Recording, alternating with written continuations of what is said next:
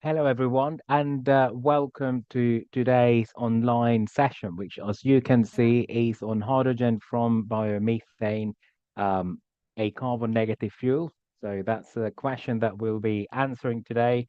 Um, just before we start, I would like to just make a few housekeeping announcements. So one of them is that we are recording this session and you will get an email in a few days' time with which gives you access to the video recording and if we secure permission from all the speakers, of course, the slides as well. And for well, right now, I would like to ask you to keep up with the tradition we have at RenMat, which is to introduce yourselves using the chat function. So let us know where you are connecting from and what do you do? So what's your company and your role within this industry? That way we'll get to know each other a little bit. And then the final thing I'd like to say is that in these sessions you can send questions through the Q&A box. So sharpen your pencils and send your questions to our speakers through the Q&A box, um, and we'll get to them at the end after they have all delivered the presentations. So, I mean, that's enough of me. I will get the panelists to introduce themselves briefly, and then we'll start with the first presentation. So, maybe, well, let's start with Roxana. So, Roxana, could you please welcome and could you please tell the members of the audience who you are and what you do? Great. Thank you so much. My name is Roxana Bekemohammadi. I'm the founder and executive director of the U.S. Hydrogen Alliance. We are a business trade association in the U.S. We work nationally, but on a state-by-state basis.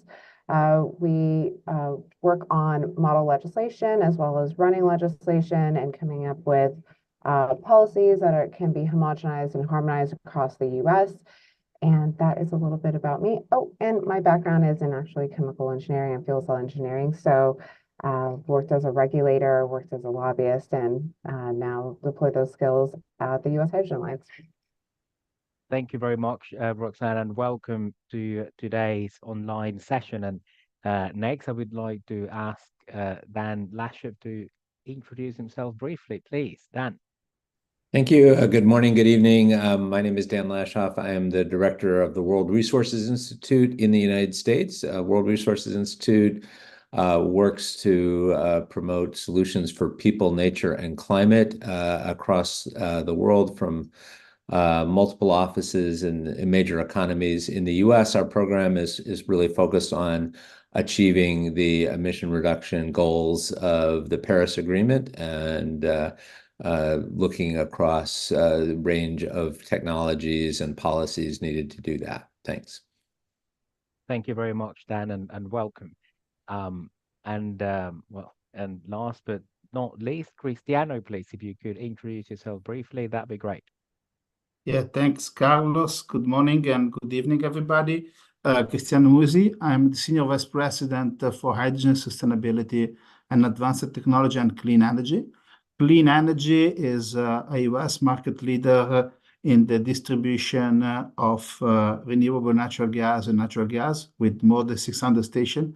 And we also have a business on the upstream side. So we are investing in the production of low carbon negative RNG from dairy. But we go there later. Thank you very much, Cristiano, for that intro. And now, without further ado, I will like to leave the floor to Roxana for the opening presentation. If you're happy to do that, Roxana, do you have your slides and everything? You're on mute, by the way.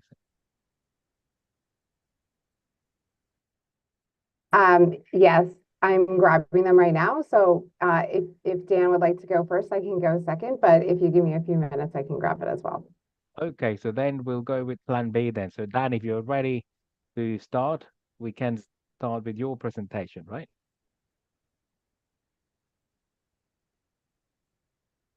And yeah, in the Okay, meantime, yes, I can do that. okay, brilliant. I'll stop sharing then. And yeah, so whenever you are ready, um, or just, as I told the audience, a few new people joined. So do introduce yourselves using the chat function. Send questions through the Q&A box. And yes, we are recording this and you'll get an email with the video recording. So over to you, Dan, and thank Okay, you. great. So can you see my slides properly and Yeah, they're all on screen? full screen and I can see them clearly. So. Great. So I'm just going to give a very brief introduction to the sources of biomethane, some of the alternative considerations in terms of hydrogen production and carbon removal, and then some of the options for using the carbon dioxide that could be captured as a part of the process of creating a carbon negative fuel. So we've looked at what in the US is usually referred to as RNG, or renewable natural gas, but also called biomethane. These are a range of estimates of what the potential sources are. In the US, at least, the biggest source is landfill gas, which is required to be captured for larger landfills under EPA regulations to reduce methane emissions. So capturing that and then using it for beneficial purposes is relatively straightforward, although obviously a distributed source, so there's a cost associated with that. Other sources are animal manure. Been a lot of work, particularly in California, with dairy digesters to capture that methane. I'll talk a little bit more about that. Wastewater treatment plants as well, significant. So this is a significant potential source of biomethane, but it's also limited. So based on these numbers, at least, the total energy content of the methane is equivalent to about 2 to 4% of U.S. natural gas consumption currently. So certainly can't replace all of natural gas consumption, but if it is converted to hydrogen through steam methane reforming, that would produce 5 to 9 million tons of hydrogen, which is significant compared with current hydrogen consumption. It's a smaller share of what is thought to be needed for hydrogen production to get to net zero. I'll show that in a minute, but that's a significant amount. And there are a number of considerations to think about. I think for the US, at least, landfill gas is perhaps the primary source that we should be looking to. Considerations with respect to manure management, I think, are more complicated and also controversial because depending on the manure management system, trying to maximize biomethane production can actually increase the total amount of methane that's produced. And depending on the leak rate, it could actually contribute to emissions.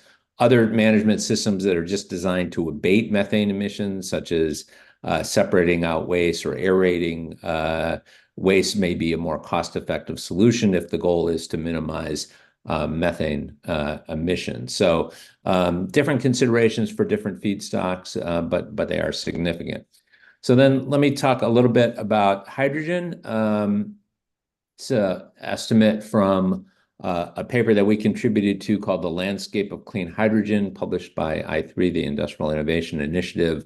It shows the current production, about 12 million tons of hydrogen, and then different scenarios for how much hydrogen might be needed by 2050 and different approaches to net zero. So that's wide range, but significant increases from 50 to over 130 million tons of hydrogen, a potential big scale up. We're not going to be able to produce all of that from biomethane, but it could contribute, as I said, a significant amount. The expectation is that in the longer run, most of the hydrogen produced will come from electrolysis, but steam methane reforming of biomethane is also a possibility, but also other biomass sources using dry biomass through a gasification pathway in many scenarios is viewed as one of the bigger potential sources of methane that has the potential to achieve negative emissions. So let me just talk about that opening question. So if you look at biogas, there's two sources of CO2. One is biogas itself is usually a mixture of methane and carbon dioxide. Capturing the carbon dioxide and sequestering it in the separation process is a first step, and that can help achieve negative net emissions because that carbon dioxide ultimately comes from the atmosphere, absorbed through photosynthesis, and then if it's sequestered out of the atmosphere through a geologic storage or other storage, long-term storage mechanism, you can achieve net negative emissions that way. Then in the steam methane reforming itself, producing pure hydrogen, which means that the carbon that was part of the methane is not needed as part of the fuel. That's an additional CO2 stream that can be captured, achieving net negative emissions. So it is a very significant source of potential carbon removal in that way.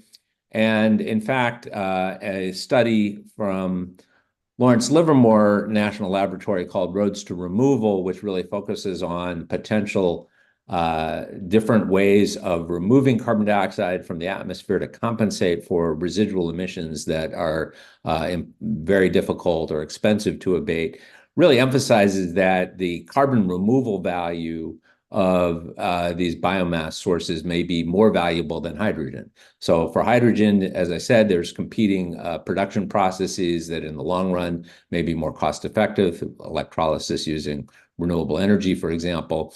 But as a carbon removal strategy, biomass hydrogen production is seen as one of the most cost effective.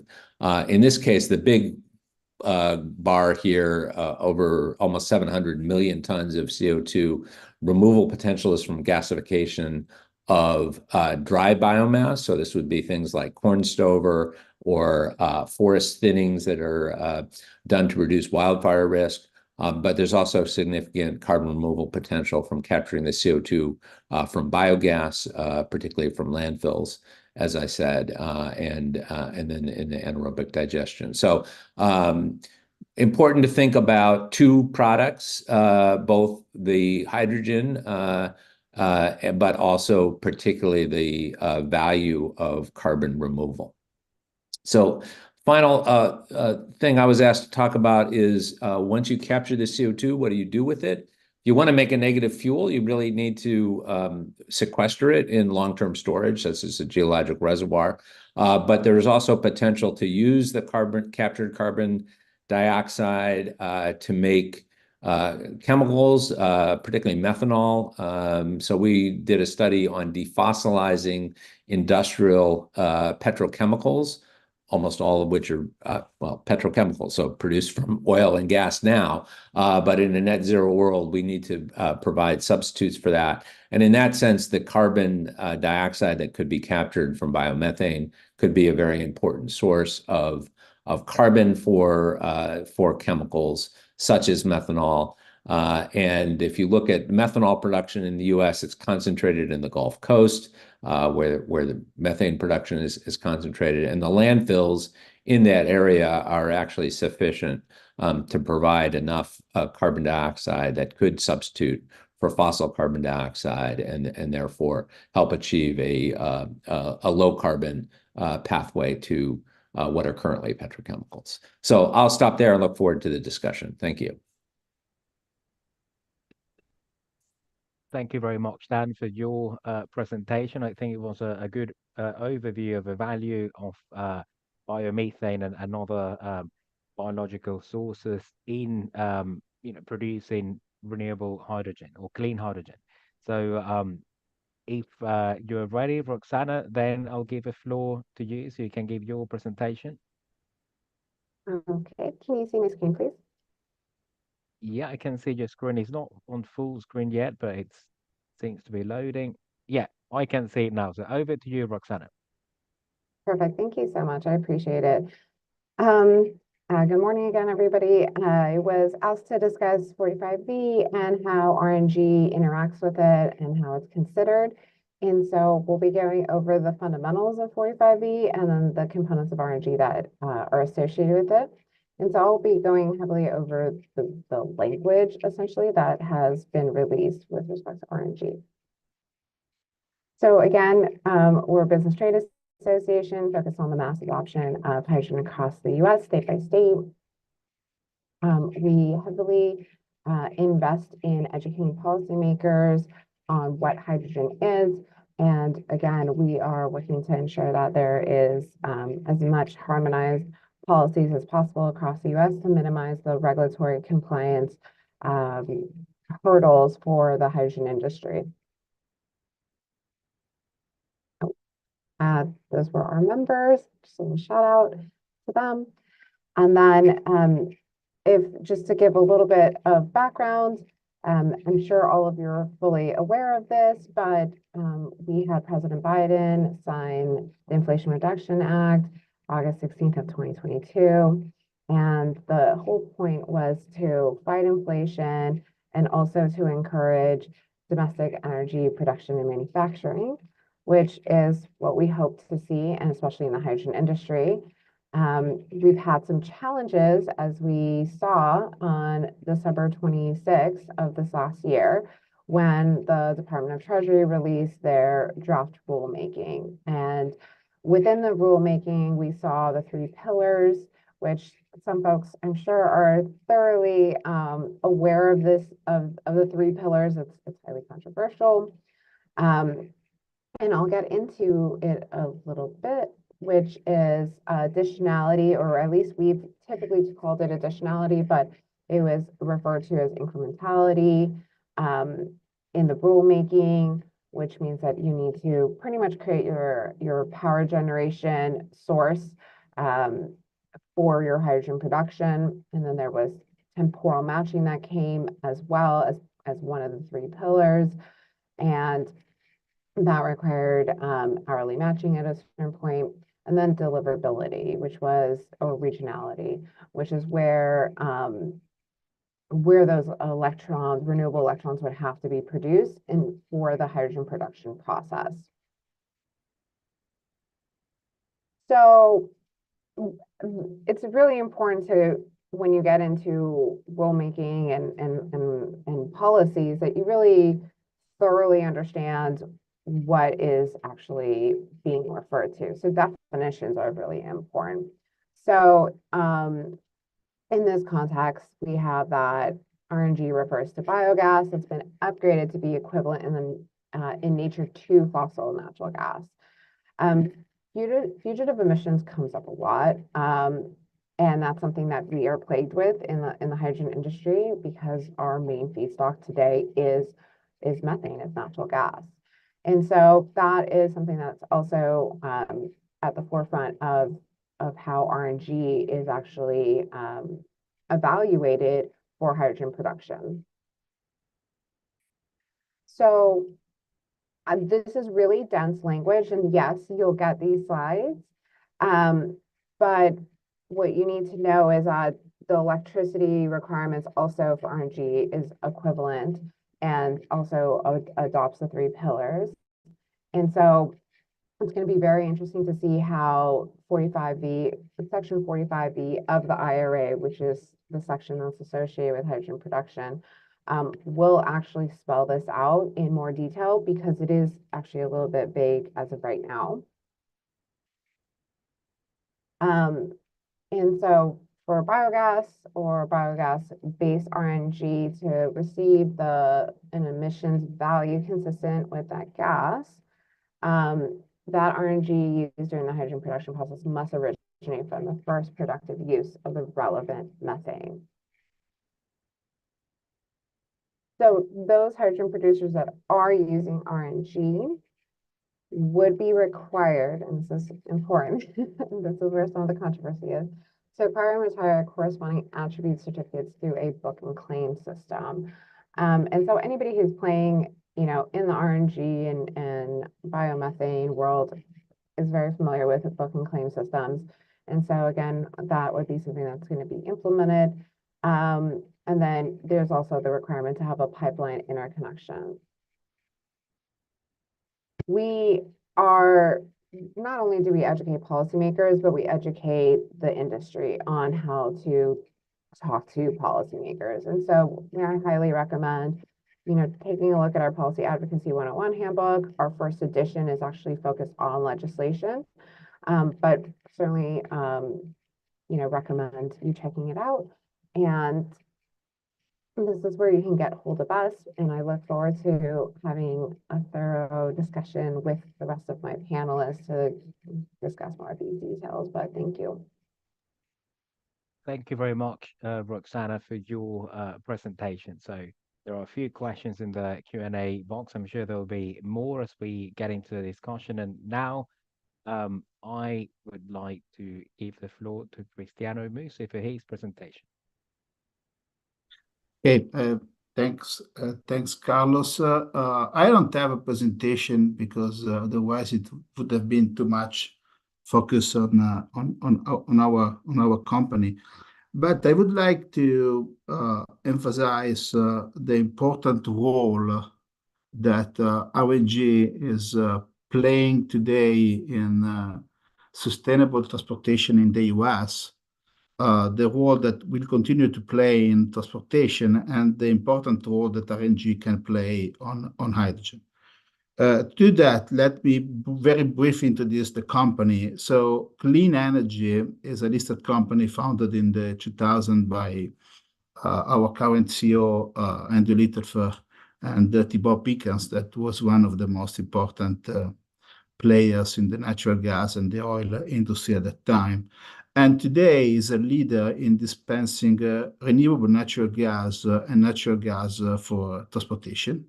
We are among the most important off-takers. So we have seen all the RNG from Wellfield and from RNG that is produced in the US in the presentation done by Dan. And we are among the ones that buy most of this and distribute most of this in transportation. At the same time, we have invested, and we are invested also in partnership with BP and Total in the production of very low carbon RNG from dairy, so from manure, that as of today we dispense again in transportation. The same time, so we are already active in hydrogen.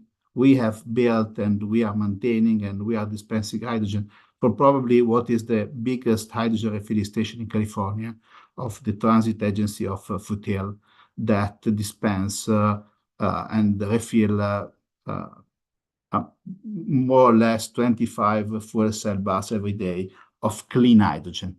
What does it mean, clean hydrogen in the US? Clean hydrogen means hydrogen that has at least 33% of content from, in this case, RNG, because it's hydrogen made with the SMR. We believe, and we have worked along with the RNG and the Hydrogen Association on the 45V guidance, that RNG can really play an important role in the future for the production of, let me say, clean or low carbon, low CI hydrogen. There is a big difference between Europe and US. In Europe, the focus is, let me say, on the color, so the green, the blue, and the gray.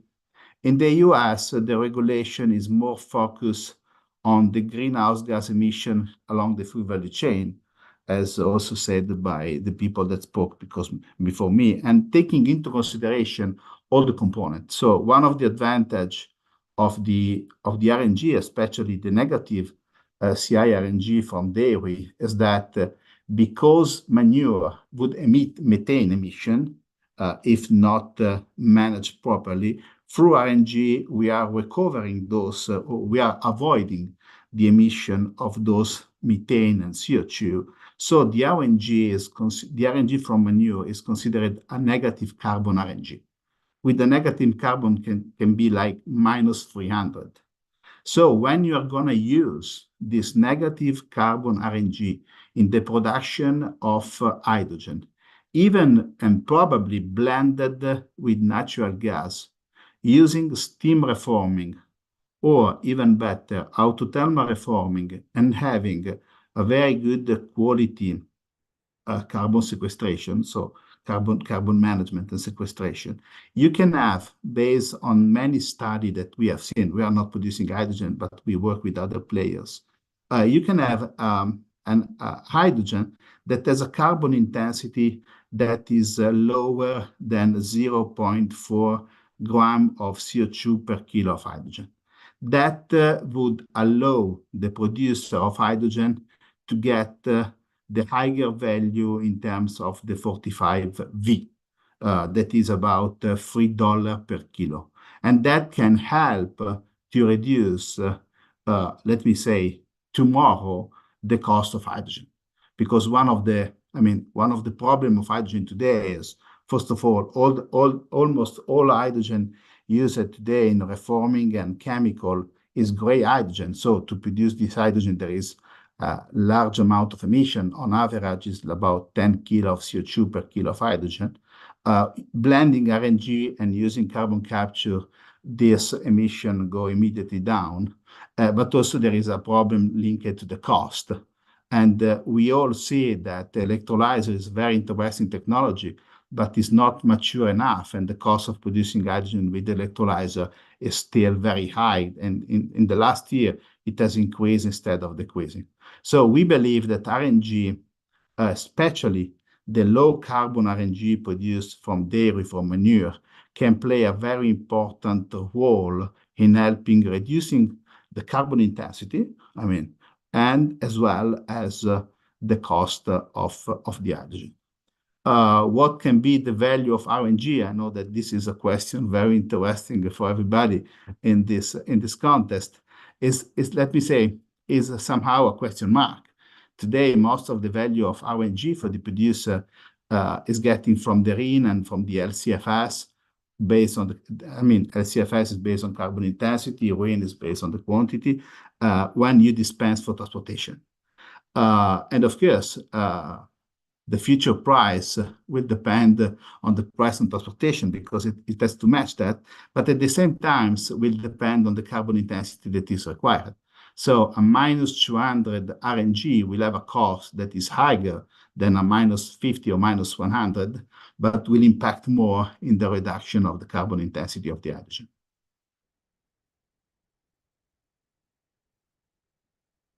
Okay, I leave the stage. Thank you, Cristiano. So, we have a number of questions now, so I think it's time for us to answer some of it.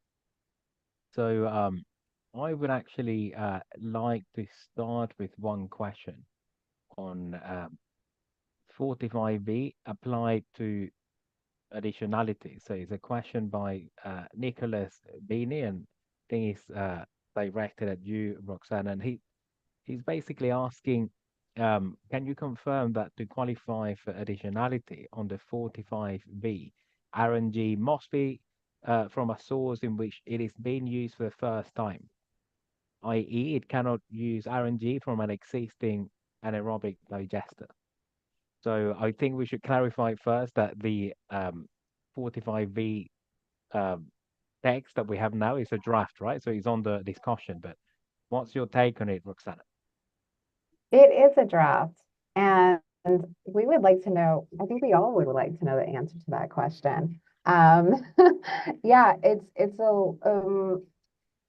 I'm trying to think of a nice word for it. It's a little asinine to expect that you can't use existing assets But I mean, that's the approach even with, let's say, nuclear, hydropower, or geothermal assets. We all know that it's not an overnight process to create such generation, including anaerobic digesters.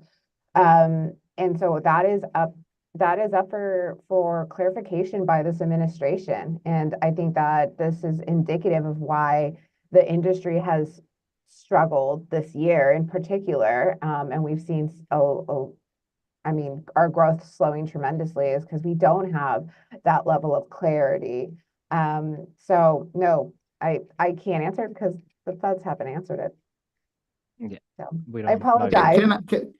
Can I, Yeah, Carlos, say one of thing on course, that? yeah. Because I think that's a very interesting question. We have worked a lot on the 45V with the association, especially with the LNG association. And we really believe that the additionality cannot be applied on the RNG production. And we expect that the DOE will take all those comments into consideration. Producing RNG, then dispensing RNG, it helps you to reduce the emission. Maybe in the next 10 years, we believe will play a very important role in transportation, but maybe after can play a very important role in hydrogen. So in our opinion, it doesn't make sense the additionality applied to RNG. We completely concur. Completely agree. Thank you, Roxana. Dan, I don't know if you'd like to jump in and comment on this issue.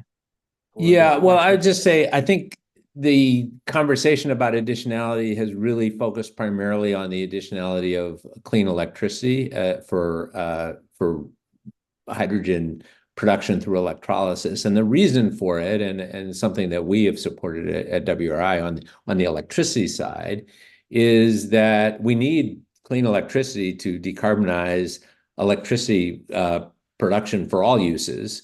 So if you're just shifting, solar energy or nuclear energy from general grid services, electricity for homes, and then making hydrogen from it without adding new renewables, then that's problematic if your goal is to decarbonize the whole economy. So that's really what the focus of the 3 pillars discussion has been, is really on the electrolysis side. I think the considerations on RNG are different, and agree that shifting from direct utilization of RNG, either in transport or for other purposes, into hydrogen production is a productive thing to do. So I think the additionality considerations there are different. Thank you, that makes a lot of sense. So I think there are a couple of questions on the carbon intensity of renewable natural gas, and I think well, it's probably my fault for the title I gave the webinar, but let's go to some of those. So Tushar Podar asks, could you clarify how biofuel could be carbon negative? So how does that work? There is another question by Naveed Raymond that says, do we have a CO2 or greenhouse gas emissions comparison with other renewable sources of H2 production? So I know that these can get very technical, but broadly speaking, how how does this work? So how do you account for the carbon intensity of something like biomethane or hydrogen from biomethane? Yeah, so I can take a shot at this, and my view on avoided methane emissions is probably different from the other panelists, but try to have that discussion. But to first of all, Cristiano mentioned almost all the hydrogen produced now is made from steam methane reforming of fossil natural gas, and that has a carbon intensity of about 10 kilograms per kilogram of hydrogen. So to qualify for the full value of the 45V tax credit, he also mentioned you need to reduce that to less than 0.4 kilograms per kilogram of hydrogen. And that is certainly feasible with electrolysis if you're using clean electricity, essentially zero. For a biomethane, the considerations are that since you're not using fossil gas, that carbon originally came from the atmosphere in the process of producing the food that goes to the cows or the waste that's going into a landfill. And so you're basically recycling that carbon dioxide. And so it can be negative if the CO2 that is produced in the process, both by separating biogas when you upgrade it to pure methane, there's CO2 stream there. If that CO2 is captured and sequestered, and the CO2 that is produced in the process of converting methane to hydrogen is also captured and sequestered, you can get a negative emission hydrogen fuel from there without considering avoided methane emissions. So the avoided methane emissions are more controversial. It's something that the California Low Carbon Fuel Standard has given a credit to, that this results in the minus 300 number. Although the current revisions to the Low Carbon Fuel Standard will, I think, eventually phase that out. There's an argument about how quickly. But the reason to phase it out is that, again, in order to solve our climate problem, we need to reduce emissions from all sources, including methane emissions from agriculture and landfills, and achieve carbon removal to compensate for residual emissions. So at least in the long run, I think avoided emissions should be thought of separately from carbon removal. And I don't personally consider avoided emissions as a way to get to a negative emission fuel, whereas the carbon sequestration, which is basically taking carbon dioxide out of the atmosphere and sequestering it, is a way to get to negative emissions, both in the short and the long term. Thank you, Dan, for your answer. I don't know if Roxana, if you'd like to comment on this, on the carbon intensity of the different sources. And I mean, Dan described it perfectly, how we have traditionally come to that negative number. I don't know if I can do any further justice. So thank you, Dan, for covering that so well. And then, of course, this is very philosophical, right? And there's different trends of how we're moving forward in an environmental policy generally. That was less of a discussion, 10 years ago, right? But it's a discussion now, and it's because we're moving forward in the endeavor to decarbonize all of our systems. So it's a tricky one for all of us that are here, that are trying to help, with that energy transition, essentially. thank you, Roxana. Cristiano, do you have a view on this?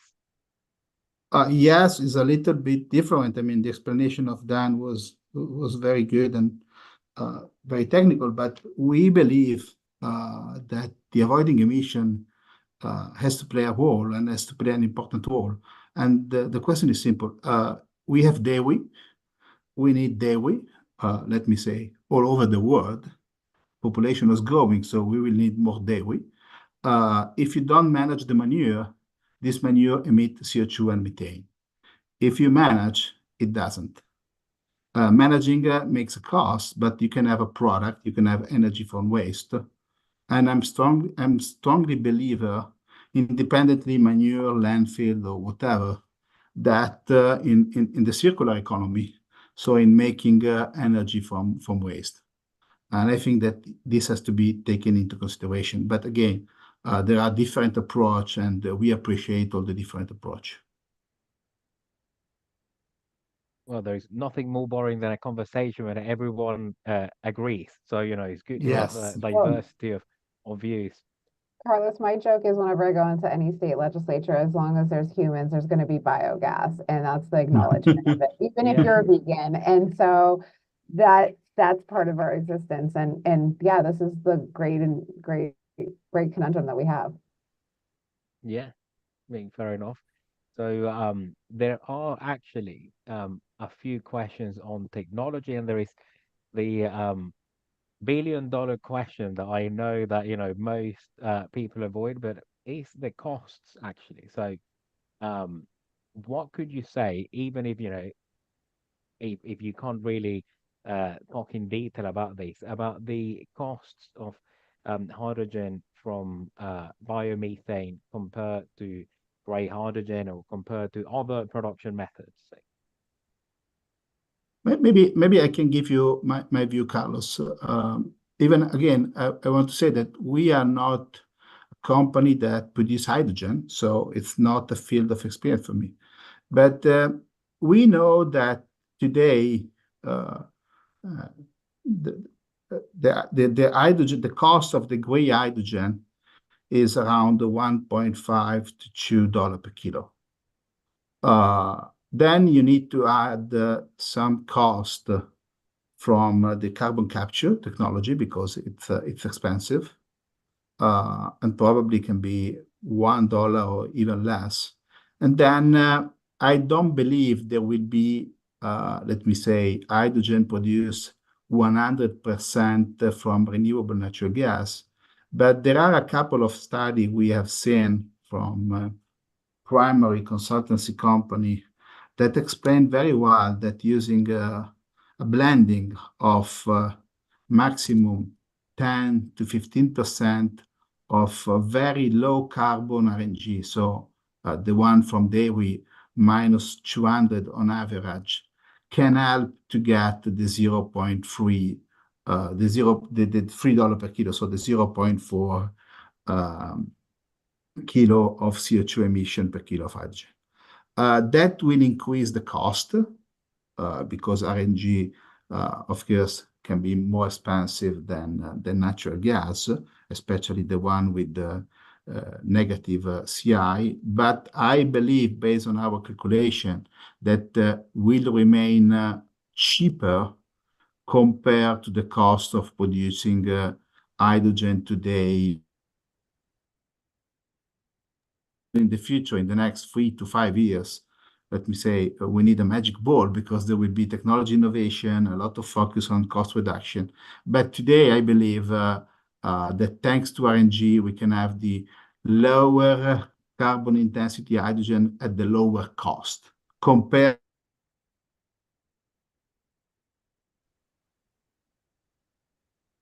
No, there. I think we have temporarily lost Cristiano. So, but yeah, he got to answer the question from his point of view. So we'll get lower costs than cost of hydrogen today.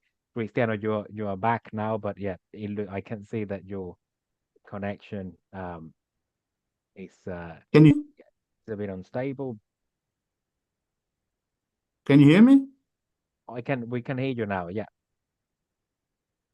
Oh, sorry, I don't know what happened. So you haven't heard my.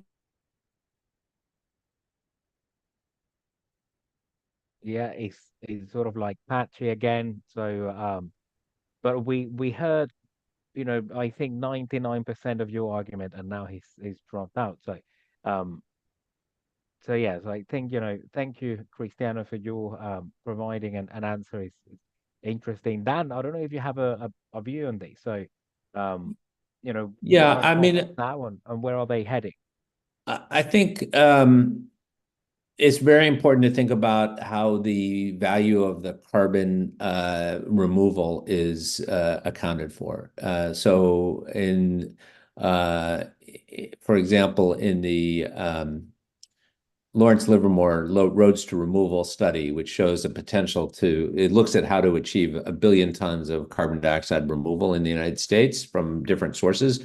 By far, the most cost-effective large source of carbon removal is actually hydrogen production from dry biomass using gasification, and that's valuing the hydrogen at $2 per kilogram, and then saying, what is the incremental cost then of capturing the CO2 in that process, accounting for that revenue source? And the conclusion is about less than $100 per ton of CO2 removal. So far cheaper than CO2 removal through direct air capture, which is currently on the order of $600 per ton. Although, again, hopefully innovation will bring that cost down, and companies in that space also claim that they'll be able to hit that sort of $100 per kilo per ton value. But that's, I think, the key thing to think about. And it's similarly with biomethane.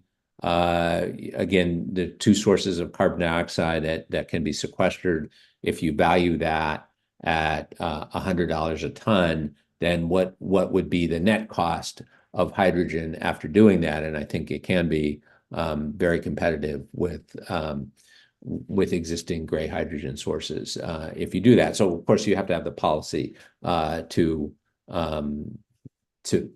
either value that carbon dioxide sequestration, or in the case of 45V, value clean hydrogen more highly than current hydrogen that is high emitting. And so $3 a kilogram is quite a substantial benefit for zero or negative emission hydrogen, and it should be cost competitive on that basis.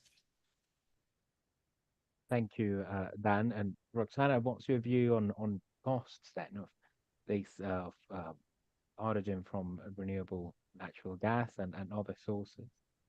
Oh, I hate to add uncertainty to this, but I'm going to. Only because I actually think, first of all, yes, there's always the need for technology advancements. That's critical. There are so many parameters at play. There's so many costs along the value chain. So be it supply chain issues that are global, be it geopolitical issues that are going on at that exact moment in time when you're actually making that order, or honestly, sometimes it comes down to the project.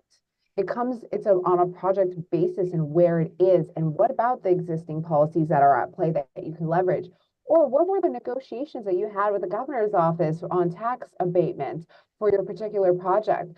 So I actually think the calculus is a lot more complicated than just the technology alone, but it's how well that you cobbled and you stacked different kinds of incentives and different ways of negotiating. Did you order, X, equipment at volume, right? Or whatever else that could occur. And I say that because, as a previous researcher, I'm very skeptical of models sometimes just because it really depends on the assumptions. I have honestly been waiting for certain numbers that the national labs have given us for over a decade, and we haven't achieved them. So I'm very hesitant, and especially in my role, I'm even more hesitant to throw out numbers. But I will tell you that confidentially, some of the numbers that I've heard are mind-blowing. Like, I'm like, I encourage these projects to come online because it would be an absolute game changer. But the thing is that what will really make probably the most difference, aside from policy, aside from a lot of these other things that are playing a role, going to be transparency in the market. Once we can really sell hydrogen in a marketplace transparently, it's going to change everything as well. It's going to actually create the competition that we need. And also it's going to give us a better idea of how real these numbers are, because I don't care about the number that comes out of a model. I'm going to care about that number that's in the contract that someone signed as an off-taker.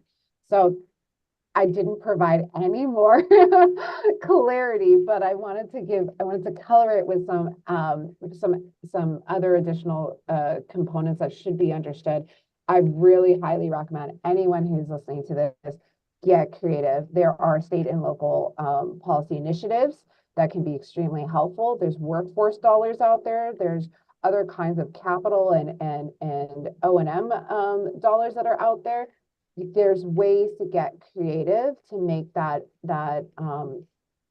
hopefully your company's profitable. That's the end game. So, thank you, Roxana. So I suppose a snack there. I mean, we all know, the proof is in the pudding, and the pudding in this case are the contracts, but no one wants to share those figures, right? Because they are that then you can see, especially well, on maybe, yeah, nothing, not even, contracts for the sale of hydrogen, and production costs even less so. So that's, why we're all relying on models, but yeah, um, that's what I would add to that, as someone, who is at the edge of a industry. Um, right. So let's see what other questions we have. There is a question I find interesting here. It's by Pamela Stenger Ditke. Sorry, Pamela, if I butchered your surname. Um, so she's asking whether, because of the different rules, if I can summarize her question, the hydrogen produced in the US market, uh, using renewable natural gas, would be accepted in international market. Maybe we don't know yet, right? Roxana, your I microphone is on think mute. I think that that's what's colored a lot of the discussions about 45V. I think that was what this administration was also considering. And it's going to be really interesting with seeing how the Europeans potentially relax some of those requirements as well. But it certainly is a consideration. And I think then it really becomes also a question of what kind of marketplace are we trying to build? Are we trying to build a domestic one or an international one? And to be frank, when the US Army is saying that hydrogen is the next tactical fuel, I think we should probably consider creating our domestic market a little bit. I would assume it should be more immediate, and there's such great potential. But that's a huge consideration, and we don't know yet. Thank you. I don't know if Dan or Cristiano would like to add to this. So, Yeah, I would just say I'm pretty skeptical about there being a large international market for shipping hydrogen itself around because of the nature of the fuel. And it's quite expensive. On the other hand, if hydrogen is used, for example, to make green steel, and steel is in an international market, you do want to have some consistency in the accounting framework so that you can compare the carbon intensity of steel, for example, or other products that might be made from hydrogen. So I don't think hydrogen itself is likely to be shipped internationally, except maybe between, the US and Canada and Mexico, where pipelines are feasible. But products made from hydrogen, definitely important to try to harmonize the accounting system there so that we can appropriately compare the emissions intensity of those products. And Dan, just to throw something out there really quickly, sorry for interrupting. I mean, things have really changed because of Ukraine and Russia. And I think like those were things that Europe weren't actually anticipating and we weren't anticipating.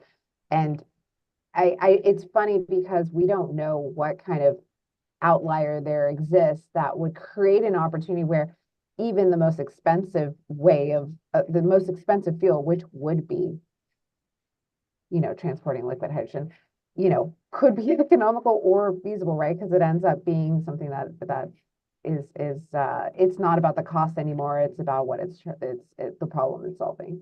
Sorry for interrupting. I agree with what Dan and Roxana has explained. I would add one thing. Hydrogen is, even in the US, let me say, in its infancy, especially the clean hydrogen. So we have 12 million ton produced per annum, but we need more and we need to decarbonize first those. I think one important topic was feedstock like ammonia or methanol. And I know that there are many projects to produce clean ammonia in the Gulf to transport this clean ammonia to other parts of the world like Europe. But I've heard more about clean ammonia and methanol, honestly, today compared to hydrogen. yeah, I would agree with that. I think all of the large projects I have seen are, they say they're green hydrogen projects, but they're really exporting a hydrogen product. So either ammonia or methanol or Yeah. or something else. So that's the plan. So well, we're actually getting quite close to the end of this webinar. And before we close, I think we have time for one more question. One of them, there are a couple of questions on the feedstocks of that are used for clean hydrogen. So one of them is by a viewer on YouTube, and he's asking, or she, I don't know, whether we have waste treatment plants throughout the United States and throughout the world. Has anything been done to capture the biomethane from those? And Madeline Brown asked about the whether what's the potential for producing hydrogen or uh, biomethane from dairy digesters in California. And the question from Madeline is for Dan. So yeah, so what could you say about the feedstocks that are available to produce renewable natural gas, and then how could that translate into hydrogen? Yeah, to quickly start. So, I mean, I think in our view, the most promising feedstock would be landfill gas. That's widely available, particularly in the US, where most municipal solid waste is landfilled rather than incinerated.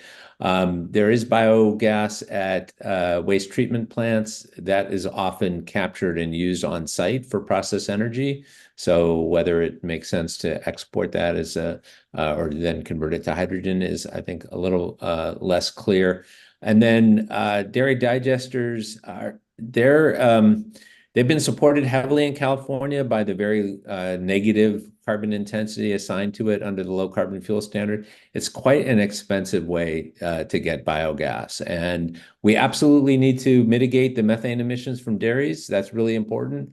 In our view, there are much less expensive ways to do that, just by aerating, for example, the waste, so that you're not producing methane. So it's both, I think, quantitatively in the long run, a smaller potential source and perhaps a more expensive source. Except obviously where the investment has already been made in the dairy digester, then there's certainly an opportunity there. But I don't think it scales to the level of some of the other feedstocks. Thank you. I don't know if Cristiano or Roxana, if you have a view on the feedstocks for renewable natural gas. No, other It than will the fact that depend. sorry, go ahead. No, go, Roxana, please. Oh no, I feel like there's some vilification of feedstocks and what's better and what's worse. And I mean, I have some problems with it, and I think dairy digesters are just fine. Maybe I have some thoughts, obviously, if there are crops being produced exclusively for ethanol. Okay, I understand that argument, but there are ways that we can upcycle. So anyways, I'll let you go. No, I agree. I think we have to, we should be technologically neutral or neutral on the feedstock. What is important is to have the lowest carbon intensity energy fuel possible, no matter the technology and no matter the feedstock. So I think that can help, is very useful. And probably it will be a mix of different sources. No one can get to 100%. No one technology, no one feedstock. Don't put all your eggs in one basket, right? It's not a good idea. Yes. Right, brilliant. So, well, we have, just a minute left. So, in this minute, I would like to thank everyone who's been with us today watching this webinar. It's been very interesting, and I'd like to also thank the panelists. So, I don't know if you have any parting words for the audience. So, let's start with you, Cristiano. What would the parting words for the audience be? So can you repeat? I lost you. What would you like Sorry. to say to the audience before we leave?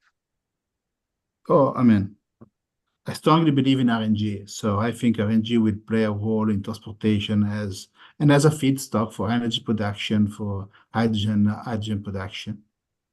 That's my view, and I think it will happen in the US as well as in Europe. Thank you, Cristiano. So, Dan, any parting words? Well, I agree with the point that Cristiano made, is that we should be technologically neutral on feedstocks, but we should assess their full implications of all the feedstocks, including their land use implications.